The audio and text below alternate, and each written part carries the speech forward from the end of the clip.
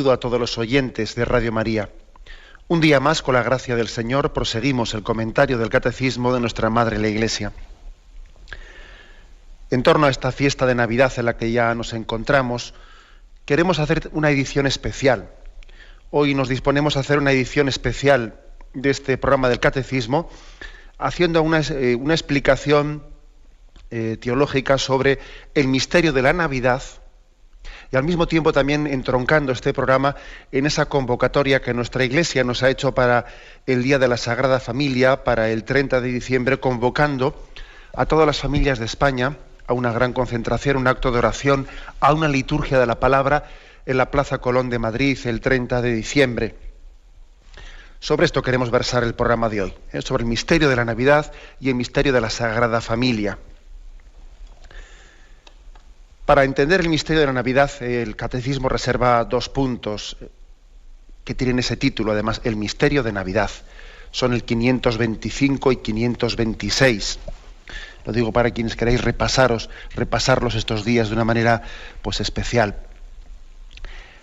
Decir que el primero de estos 2 puntos subraya especialmente lo que es el misterio de la Navidad desde el punto de vista de Dios. Es importante esto. Nosotros nos asomamos al Belén y en el Belén vemos también el misterio de la Navidad desde el punto de vista nuestro, de lo que nosotros hemos contemplado, ¿no?, del misterio de la Navidad.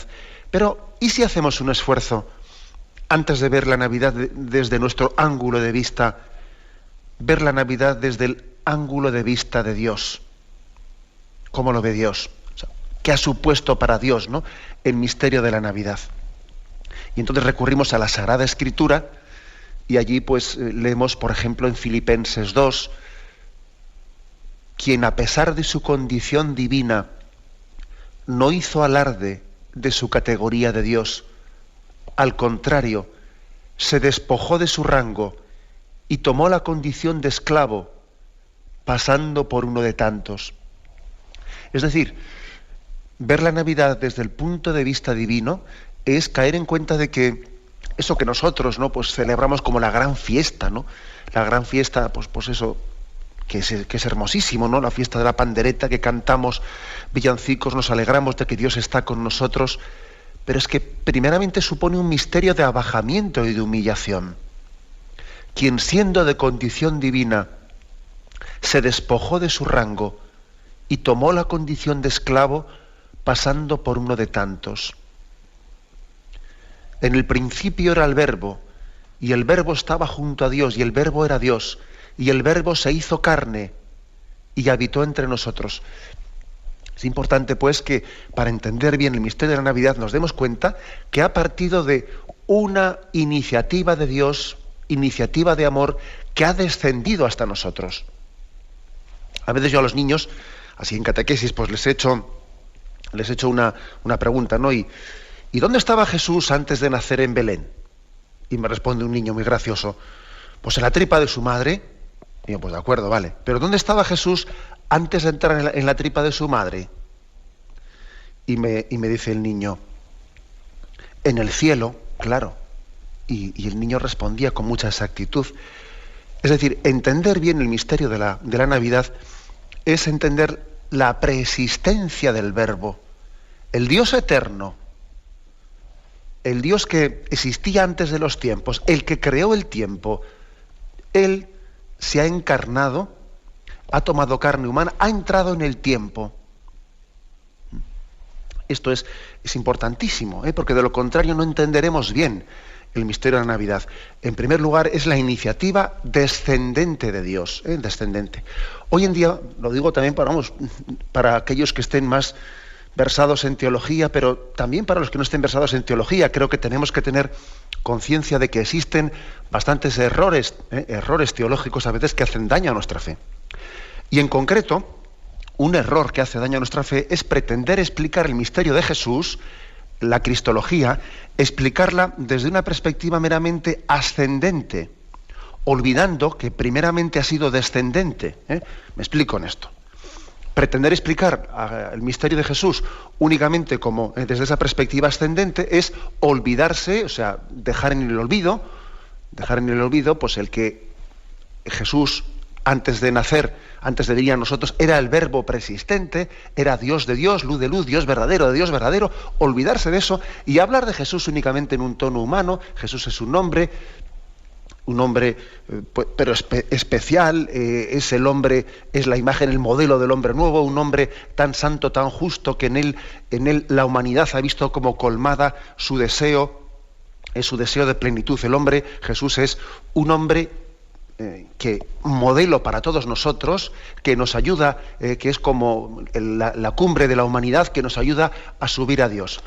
Sí, todo eso está muy bien, pero hablar de Jesús en esos términos, digamos, ascendentes, como que es un hombre que nos ayuda a subir a Dios, es olvidarse lo principal, que primeramente ha habido una iniciativa de Dios descendente. Él ha venido a nosotros. Y porque Dios ha venido a nosotros y se ha encarnado y se ha hecho hombre, ahora sí podemos hacerlo ascendente. Esto es como el ascensor. Si podemos subir es porque primero ha bajado. Y cuando se nos habla de una cristología en ese sentido, como que Jesús es un hombre, es el hombre culminación de la humanidad, un momento, estamos en eso dejando en el olvido algo tan importante como su condición divina, su naturaleza divina. No nos olvidemos de que Jesús hay una doble naturaleza, humana y divina. Y si Jesús es aquel hombre que culmina las aspiraciones de la humanidad para llevarnos a Dios, si con él podemos subir hacia arriba, es porque primeramente Dios ha bajado hasta nosotros. Aspecto pues esencial y fundamental que no tenemos que olvidar nunca. Por eso yo creo, fijaros una cosa, que contemplando el Belén, ¿no?, desde esa perspectiva divina y no solamente humana, viendo el Belén cómo lo ve Dios desde arriba, ¿no? Yo creo que lo primero que nos ayuda es el mejor antídoto, el misterio de la Navidad, es el mejor antídoto contra esa imagen que es muy difundida del Dios lejano, que está muy, muy difundida entre nosotros, ¿no? Pues bueno, existe una cultura que más que atea, más que negar a Dios, lo que es agnóstica, ¿no? Bueno, pues sí, creemos en una especie de trascendente, algo habrá de lo que provenga el mundo, A veces hablamos de Dios en unos términos pues así difusos, sí, como si fuese una energía impersonal, ¿no? Como si algo hubiese ahí en la estratosfera, ¿no? No. Nosotros no creemos en algo así difuso, creemos en alguien. Y ese alguien tiene un rostro humano, porque se ha encarnado, se ha hecho hombre. Por lo tanto, el mejor antídoto contra esta tendencia, pues un poco, digamos, agnóstica, que tiende a reducir a Dios, ¿no?, en unas categorías impersonales, a una energía, yo qué sé qué es eso, ¿no?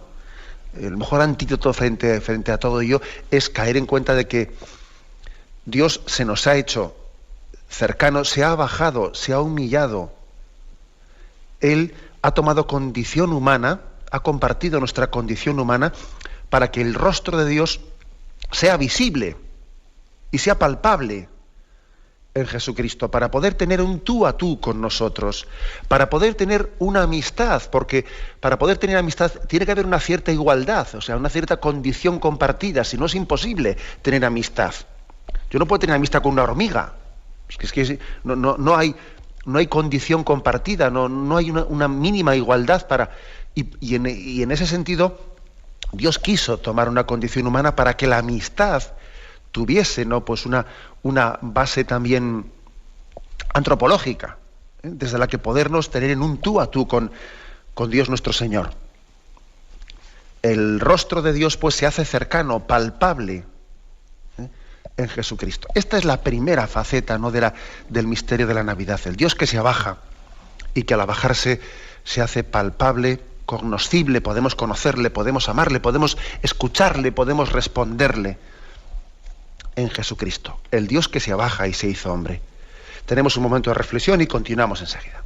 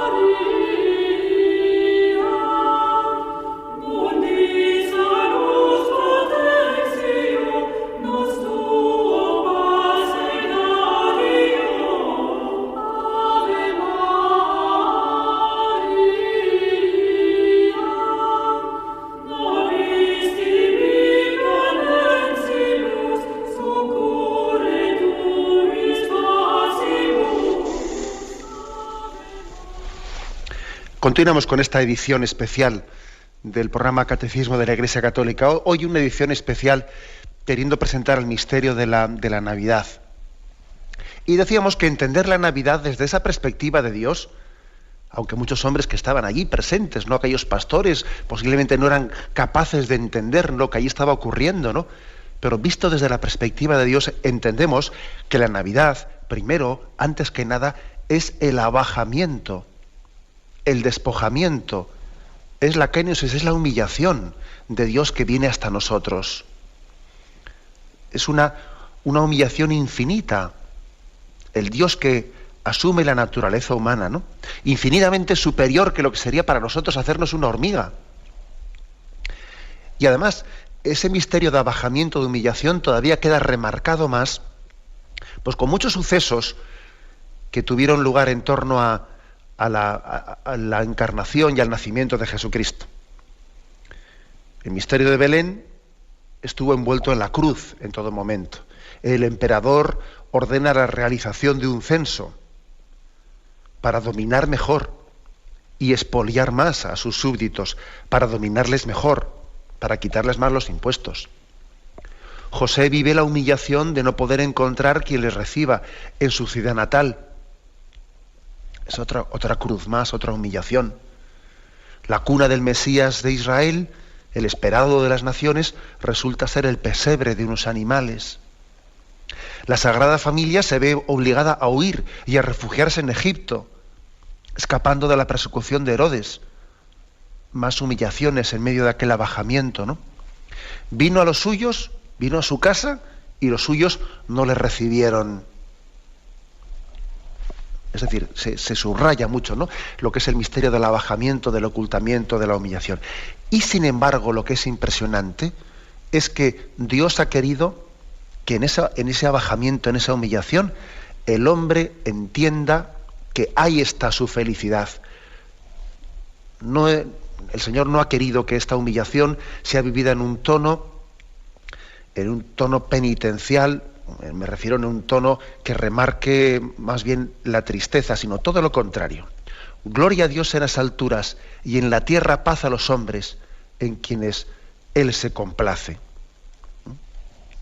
Es por lo tanto una felicitación, un gozo, el de Navidad, en medio de este abajamiento, de esta humillación de Dios. La liturgia de Navidad expresa de una manera hermosísima este misterio de el Dios que se hace pequeño y el gozo y la alegría y la felicitación que tenemos nosotros en medio de esta humillación. Dice así la liturgia: ver llorar a la alegría, ver tan pobre a la riqueza, ver tan baja a la grandeza y ver que Dios lo quería. Y este es el misterio del abajamiento de Dios, que para nosotros tiene una enseñanza muy práctica que tenemos que extraer de aquí. Y nos lo propone el Catecismo en el punto 526, hacerse niño. Del misterio de la Navidad a nosotros se nos da una gran lección, que es la de la pobreza de espíritu. Si tú quieres vivir el misterio de la Navidad, tienes que vivirlo en esta clave, en la clave de la primera de las bienaventuranzas. Bienaventurados los pobres de espíritu, porque solamente ellos serán capaces de entender el misterio de la Navidad. Bienaventurados los pobres de espíritu, porque solo ellos habrán cantado bien el villancico. ¿Qué significa, ¿no? ¿Y cómo tenemos que entender aquí pues, la pobreza espiritual? Bueno, acordaros que hay montones de textos, ¿no? Mateo 18, 3, 4. Él llamó a un niño, lo puso en medio y les dijo: yo os aseguro, si no os cambiáis, si no os hacéis como los niños, no entraréis en el reino de los cielos. Mateo 23, 12. El mayor entre vosotros será vuestro servidor, pues el que se ensalce será humillado, y el que se humille será enaltecido. Juan 3, 7. Lo nacido de la carne es carne, lo nacido del espíritu es espíritu. No te asombres de que te haya dicho tienes que nacer de lo alto. O sea, la pobreza de espíritu, ser pobre de espíritu, es volver a nacer de nuevo. Ser un niño en el corazón de Dios. Bueno, pues este misterio tenemos que que pedirle a Dios la gracia de traslucir lo que la Navidad, traducida a nosotros, se convierta en una invitación a vivir la primera de las bienaventuranzas. Bienaventurados los pobres de espíritu. Decía un filósofo y teólogo danés del siglo XIX, de nombre Kierkegaard, decía él que la puerta de la felicidad se abre hacia adentro y hay que retirarse para poder abrirla. Si uno empuja, la cierra cada vez más. Y con esto quería manifestar él que la felicidad que Dios nos anuncia en el misterio de la Navidad, se vive con este estilo. No es la felicidad de quien empuja la puerta para buscar lo suyo, ¿no? Sino que es más bien la felicidad de quien se aparta para que la puerta pueda abrirse. Es la felicidad de quien es feliz haciendo a los demás felices, no buscándose a sí mismo. Quien busque su vida la perderá, pero quien pierda su vida por mí la encontrará. Este es el secreto de la felicidad, es la caridad. La felicidad no es auténtica hasta que no es compartida. Esta es la pobreza de espíritu, no buscarse a sí mismo. Bueno, pues si decía él esto de que la puerta de la felicidad se abre hacia adentro y hay que retirarse para poder abrirla, ¿no? Si yo empujo, la estoy cerrando más. Bueno, pues también otro autor, Tolstói, ¿no? Decía él, Tolstói, que el secreto de la felicidad no está en hacer siempre lo que se quiere, sino en querer lo que se hace. Repito esta frase que creo que es importantísima, ¿no? El secreto de la felicidad no está en hacer lo que se quiere siempre, ¿no? Sino en querer lo que se hace. Esto es ser pobre de espíritu. Pobre de espíritu es aquel que descubre la voluntad de Dios, la acepta, la asume, la quiere, la ama y dice: Señor, lo quiero, lo acepto, te lo ofrezco. Querer siempre lo que se hace, ¿no? No estar como a veces estamos, ¿no? con los pies en un sitio y la cabeza en otro, deseando una cosa distinta en la que ahora estamos entregados, ¿no? No hacer siempre lo que queremos, sino querer lo que hacemos, aceptarlo, asumirlo, ¿no? Bueno, pues he aquí la invitación, por lo tanto, a que vivamos el misterio de la Navidad traduciéndolo nosotros, en nuestro caso concreto, a la pobreza de espíritu. El Salmo 130 nos invita a descubrir la felicidad, y la felicidad de la Navidad, podríamos decir ahora, en el abandono confiado en las manos de Dios. Señor, mi corazón no es ambicioso, ni mis ojos altaneros. No pretendo grandezas que superan mi capacidad, sino que acallo y modero mis deseos, como un niño en brazos de su madre. Espere Israel en el Señor, ahora y por siempre. Señor, mi corazón no es ambicioso, ni mis ojos altaneros, sino que acallo y modero mis deseos como un niño en brazos de su madre. Es decir, que frente a los que piensan que para alcanzar la felicidad hay que poseerlo todo, Jesús nos ha enseñado que el secreto de la felicidad está en desear poco, o mejor dicho, en desear solo al todo, solo a Dios, solo Dios basta. Esa es la pobreza de espíritu. No engañarnos, no pensando que para ser felices hay que tenerlo todo. Si el todo es Dios, en Él lo tenemos todo. Podemos y debemos no rezar el Salmo 130 pues con este espíritu de la pobreza espiritual del pobre de Yahvé. Os invito pues a que pidamos este don, ¿no? En la Navidad, el don de la pobreza espiritual. Tenemos un momento de reflexión y continuamos enseguida. Continuamos en esta edición especial del programa del Catecismo de la Iglesia Católica que estamos dedicando hoy al misterio de la Navidad. Al misterio de la Navidad, decía también, en el contexto de lo que es la Sagrada Familia y de esa convocatoria especial que la Iglesia ha realizado a todas las familias cristianas para que acudamos el próximo 30 de diciembre a la Plaza Colón de Madrid, a participar allí en una liturgia de la palabra y a proclamar públicamente que creemos en la familia cristiana, ¿no? y a decir por la familia cristiana y a dar testimonio público de ello y a orar en común, porque la oración en común tiene una gran fuerza, y cientos de miles de personas, ¿no?, rezando el unísono, pues tienen un poder de intercesión muy especial. Bueno, pues yo quisiera añadir una cosa más, añadiendo en esta explicación del misterio de la Navidad. Es entrañable que tengamos esa costumbre de poner un Belén en nuestros hogares. En el centro del hogar ponemos un Belén. Y digo que es entrañable porque es manifestar de una manera visible que nosotros ponemos a la familia de Nazaret, a Jesús, José y María, le ponemos en el centro de nuestro hogar. Incluso ese burro y ese buey, ¿no?, también forman parte de nuestra familia. Y ahí también nosotros nos sentimos, es como si nosotros fuésemos un poco el burro y el buey, que estamos también metidos en ese misterio. Por cierto, no sé si sabéis que ese burro y ese buey tienen un origen bíblico, no es ninguna broma. Que en Isaías 1, capítulo 3, dice allí: conoce el buey a su dueño y el asno el pesebre de su amo, pero Israel no conoce, mi pueblo no discierne. Es decir, que eso tiene un origen bíblico, así lo entendió San Francisco de Asís cuando hizo el primer Belén, y el origen bíblico era este, es hermosísimo, ¿no? Está como el profeta reprendiéndole a Israel de que no conoce a Dios, de que estamos hablando del profeta de Dios, el enviado de Dios, y resulta que nosotros estamos como un burro que no conoce, ¿no?, al enviado de Dios. Entonces, San Francisco de Asís extrajo un poco, ¿no?, esa inspiración bíblica para poner allí ese buey o ese asno, para ponerlos allí, y es como diciendo: ojo, no seas burro, no seas duro de corazón, reconoce en ese niño al Dios hecho hombre. Repito Isaías 1:3, conoce el buey a su dueño y el asno el pesebre de su amo, pero Israel no conoce, mi pueblo no discierne.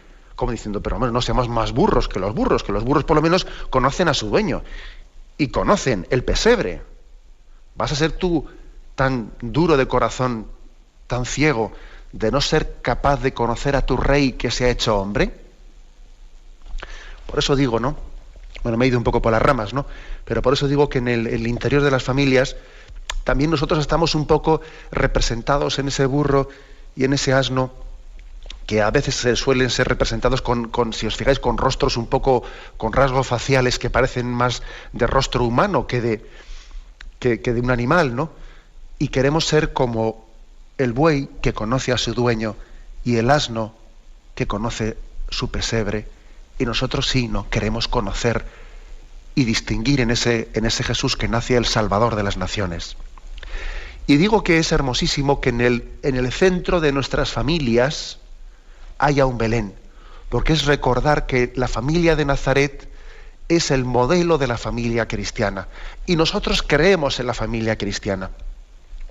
No podemos ignorar la situación dramática que afronta hoy la familia en España. Sería irresponsable, ¿no?, hacer como si no nos diésemos cuenta de eso. Sería irresponsable no reflexionar sobre la cantidad de rupturas familiares que están ocurriendo. El hecho de que este año haya aumentado un 77% el número de divorcios en España es terrible. Que haya aumentado un 330% el número de parejas que se divorcian en el primer año de matrimonio. Eso nos tiene que conmover, nos tiene que movilizar, ¿no?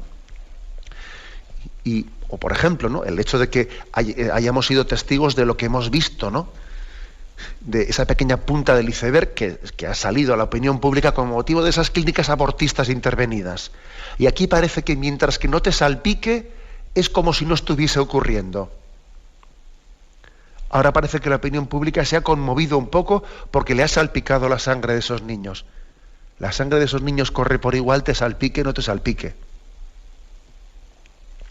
O por ejemplo, ¿no?, estamos viendo también cómo la familia pues está siendo verdaderamente acosada, ¿no?, pues cuando a los padres se les está de alguna manera usurpando su derecho a la educación de sus hijos, ¿no? O sea, hay una situación dramática en la familia de España y por eso se ha querido hacer esta convocatoria, diciendo que la familia de Nazaret es nuestro modelo de familia.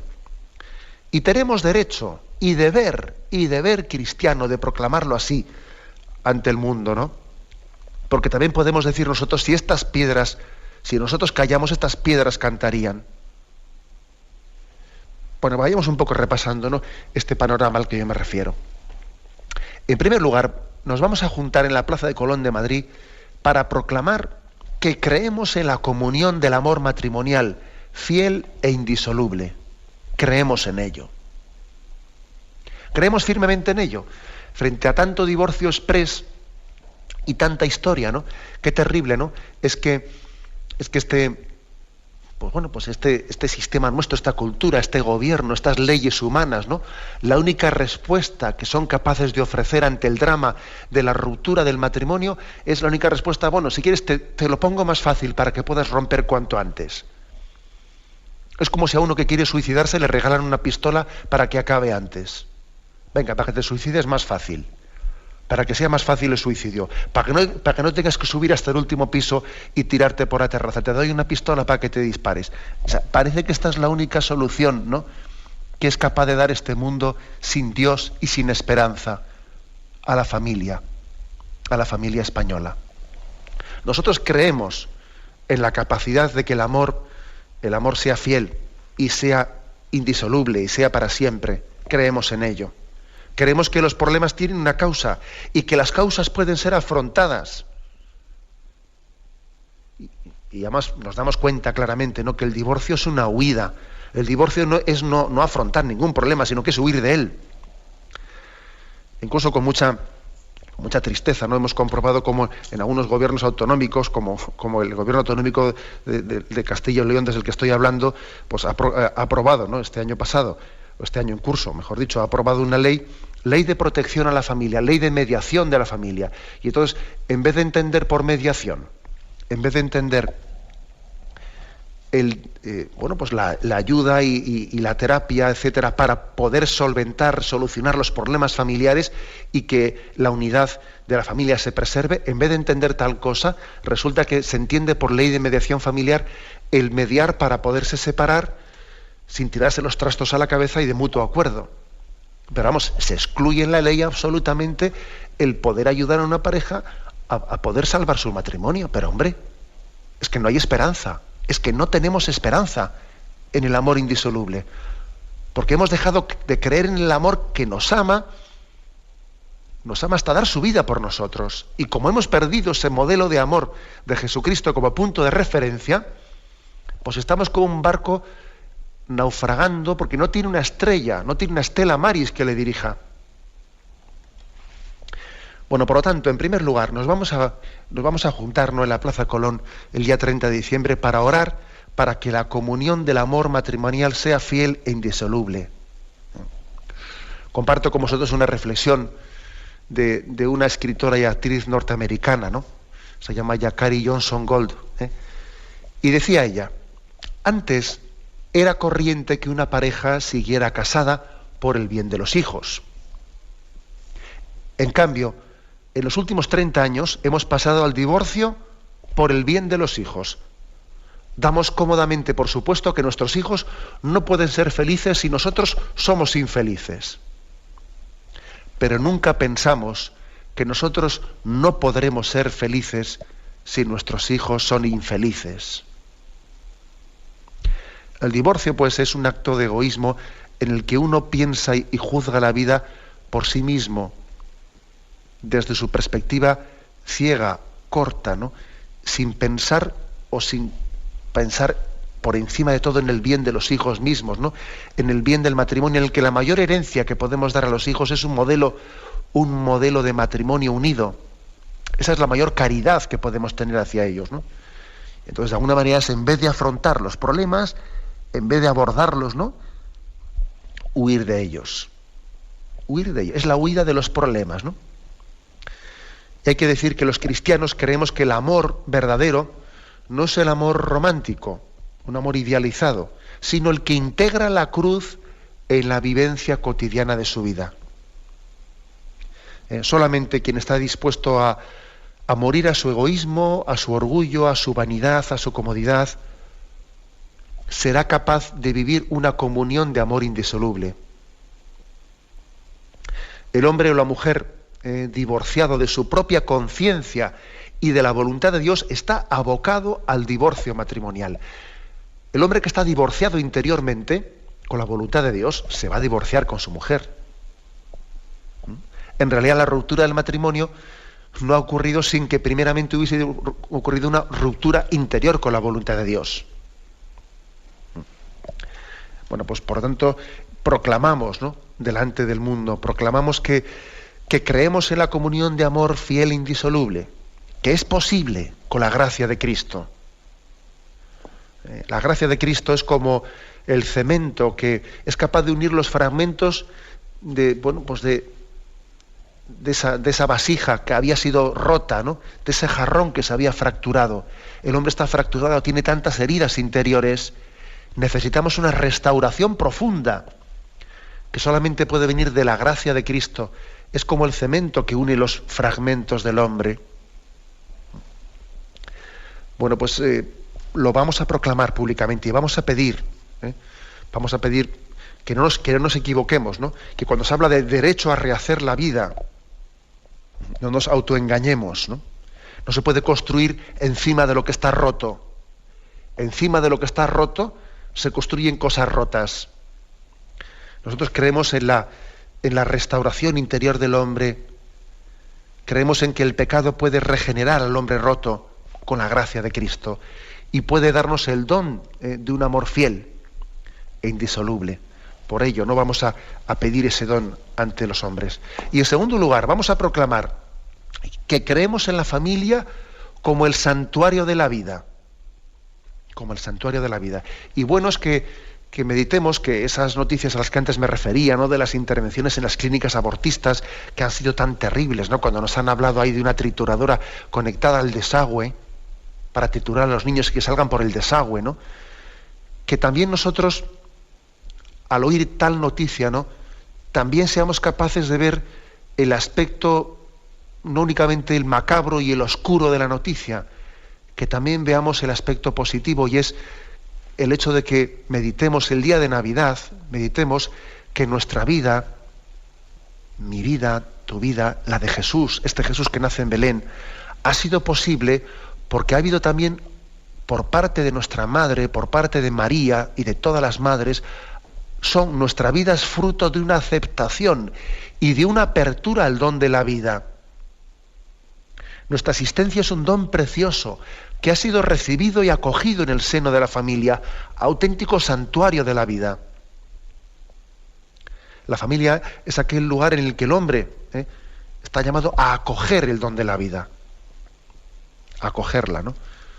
Nuestros padres no se plantearon que nuestra concepción hubiese sido deseada o no deseada. Ellos comprendían que un niño, un hijo, no puede ser valorado como objeto de un deseo.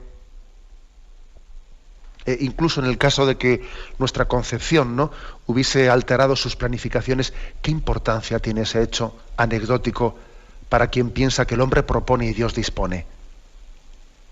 La vida se acoge, no se encarga a medida, no se encarga a capricho.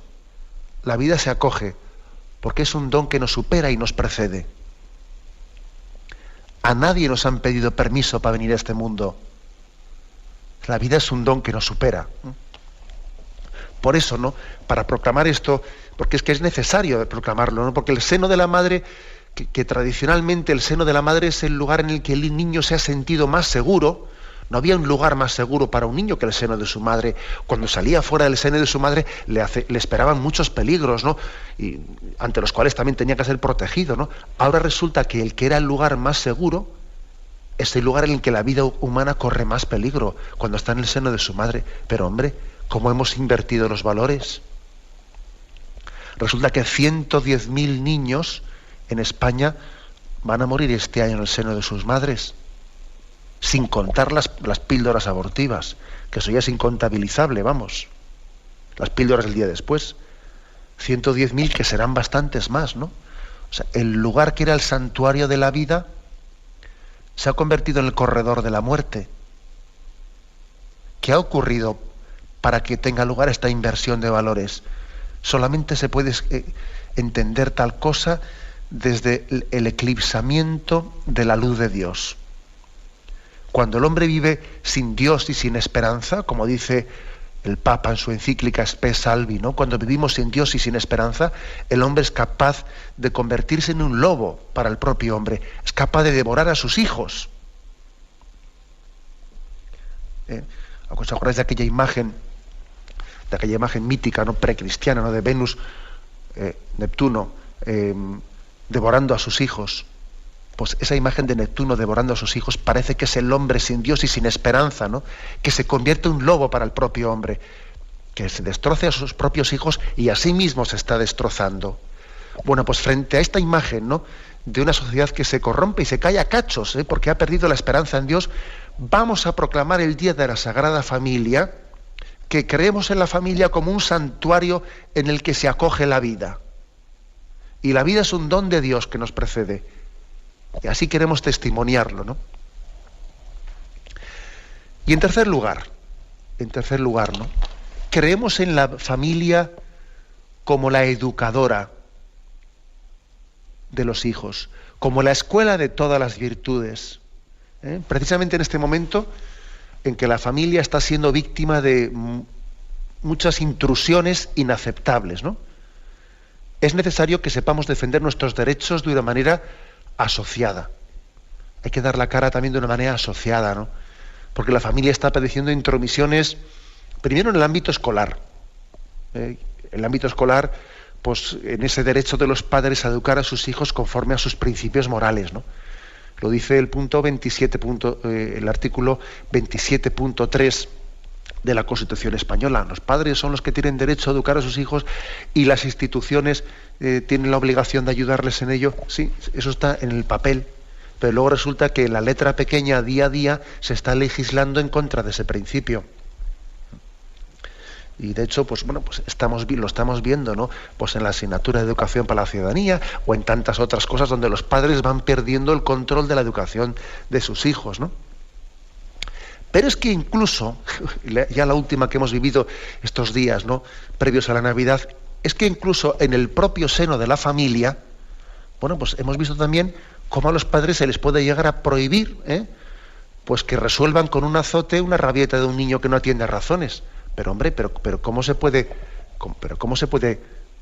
prohibirle, o en primer lugar, cómo se puede entrometerse en el derecho que tiene un padre para ver él cómo tiene que educar a su hijo? Pero vamos a ver. Eso no es entrometerse en algo en el que el Estado, en el que los gobernantes no tienen absolutamente ningún poder.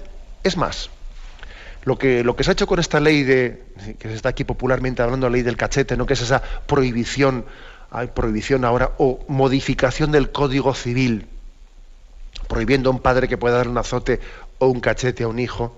Pero vamos a ver. Pero si es que el artículo 154 del Código Civil, que ha sido ahora modificado, ¿no?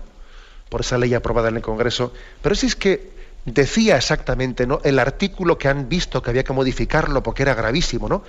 El artículo modificado, el 154, decía: los padres podrán, en el ejercicio de su potestad, recabar el auxilio de la autoridad para educar a sus hijos, y podrán también corregir razonable y moderadamente a los hijos. Y esto, por lo visto, es muy peligroso y ha sido modificado. Pero bueno, ¿acaso este artículo no era equilibradísimo? ¿Acaso esto que dice los padres podrán corregir razonable y moderadamente a los hijos no era un artículo perfectamente asumible por el sentido común? ¿Dónde han visto aquí que había una peligrosidad en que el padre pueda corregir razonable y moderadamente a su hijo para modificar este artículo y decir que queda prohibido que le ponga la mano encima? Pero vamos a ver, pero no estaba dicho ya que era razonable y moderadamente. O sea, fijaros que yo creo que tiene una gravedad muy grande, ¿eh? O sea, el modificar este artículo en los términos en los que estaba, porque claro, Si hubiese puesto un padre puede hacer con su hijo lo que le dé la gana, hombre, pues eso igual podía haber sido modificado. Pero es que fijaros que se ha modificado un texto que decía: los padres podrán corregir razonable y moderadamente a sus hijos. O sea, que ahora ya no pueden hacerlo, ¿eh? O sea, resulta que va uno por la calle y a su hijo pues tiene una rabieta y la resuelve dando una azotaina, y coge a alguien y le denuncia a ese padre. Pero hombre, y lo más grave es que esto es un pasito más en la intromisión del derecho de los padres de educar a sus hijos. Luego yo creo que si nos quedamos con los brazos cruzados y no proclamamos delante del mundo y delante de la sociedad española que tenemos unos derechos desde el mismo momento en que tenemos unos deberes, ¿no? Y si tenemos un deber de educar, pues nos tienen que dar libertad para tal cosa. Tenemos la obligación moral, ¿no?, de defender el modelo de familia cristiana que nos ha sido heredada, ¿no?, que nos ha sido mostrada en la Sagrada Familia. Estamos llamados en el ámbito de la familia a ser educadores de la conciencia de los hijos, ¿eh? Dice el Catecismo de la Iglesia Católica en el punto 1784, la educación de la conciencia es una tarea de toda la vida. Desde los primeros años despierta al niño al conocimiento y a la práctica de la ley interior reconocida por la conciencia moral. La educación de la conciencia garantiza la libertad y engendra la paz del corazón.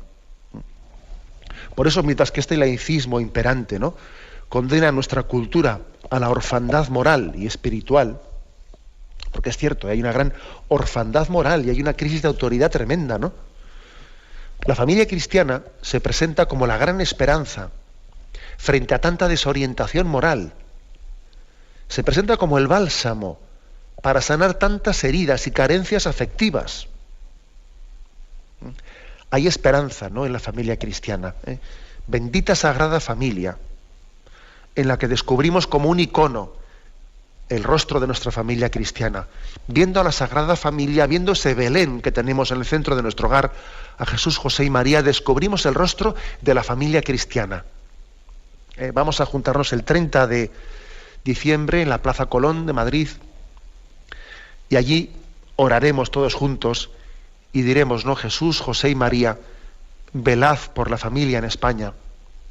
Jesús, José y María, danos la gracia de hacernos como niños, de vivir la infancia espiritual, de vivir esa primera bienaventuranza, la pobreza de espíritu, ¿no?, en estas Navidades, de hacernos niños con el niño Dios y de compartir su abajamiento, haciéndonos servidores unos de otros por amor, y que ese don de amor, esa declaración de amor que supone el nacimiento de Cristo entre nosotros, se traduzca en el misterio del lavatorio de los pies, en el que nosotros nos entregamos mutuamente y servimos, y en primer lugar servimos a la familia cristiana, por amor mutuo, por amor al prójimo y como un reflejo del amor de Dios a nosotros. Así oraremos todos. Jesús, José y María, velad por la familia en España. Me despido con la bendición de Dios Todopoderoso, Padre, Hijo y Espíritu Santo, descienda sobre vosotros. Alabado sea Jesucristo.